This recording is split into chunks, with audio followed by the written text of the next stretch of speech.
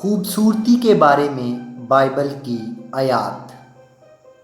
پہلا پطرس 3:4 بلکہ تمہاری باطنی اور پوشیدہ انسانیت حلم اور مزاج کی غربت کی غیر فانی آرائش سے آراستہ رہے، کیونکہ خدا کے نزدیک اس کی بڑی قدر ہے۔ دوسرا کرنتھیوں 4:16 اس لیے ہم ہمت نہیں ہارتے، بلکہ گو ہماری ظاہری انسانیت زائل ہوتی جاتی ہے، پھر بھی ہماری باطنی انسانیت روز بروز نئی ہوتی جاتی ہے۔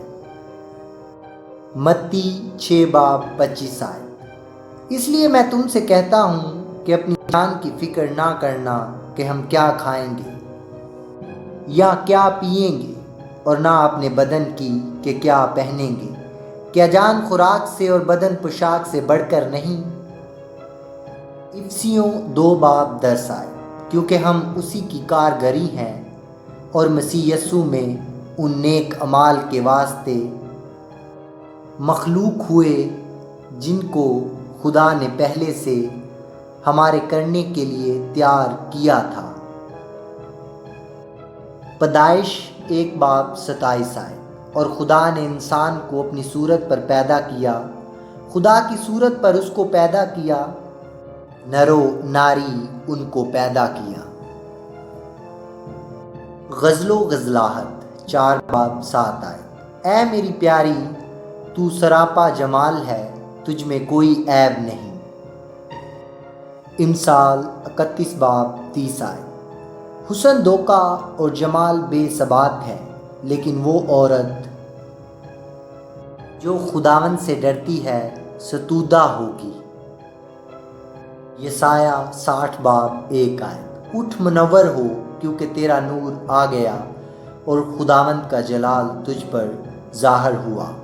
پہلا سموئیل 16:7 پر خداوند نے سموئیل سے کہا کہ تو اس کے چہرہ اور اس کے قد کی بلندی کو نہ دیکھ، اس لیے کہ میں نے اسے ناپسند کیا ہے، کیونکہ خداوند انسان کی مانند نظر نہیں کرتا، اس لیے کہ انسان ظاہری صورت کو دیکھتا ہے، پر خداوند دل پر نظر کرتا ہے۔ زبور 139:13 کیونکہ میرے دل کو تو ہی نے بنایا، میری ماں کے پیٹ میں تو ہی نے مجھے صورت بخشی۔ زبور 139:14 میں تیرا شکر کروں گا، کیونکہ میں عجیب و غریب طور سے بنا ہوں،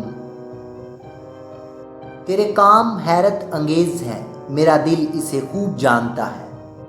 پہلا تموتھیوس 2:9 اسی طرح عورتیں حیادار لباس سے شرم اور پرہیزگاری کے ساتھ اپنے آپ کو سنواریں، نہ کہ بال گوندنے اور سونے اور موتیوں اور قیمتی پوشاک سے۔ پہلا تموتھیوس 2:10 بلکہ نیک کاموں سے، جیسا خدا پرستی کا اقرار کرنے والی عورتوں کو مناسب ہے۔ پہلا پطرس 3:3 اور تمہارا سنگار ظاہری نہ ہو، یعنی سر گوندنا اور سونے کے زیور اور طرح طرح کے کپڑے پہننا۔ آمین۔ ہمارے چینل کو سبسکرائب کریں۔ نئی ویڈیوز کے لیے شکریہ۔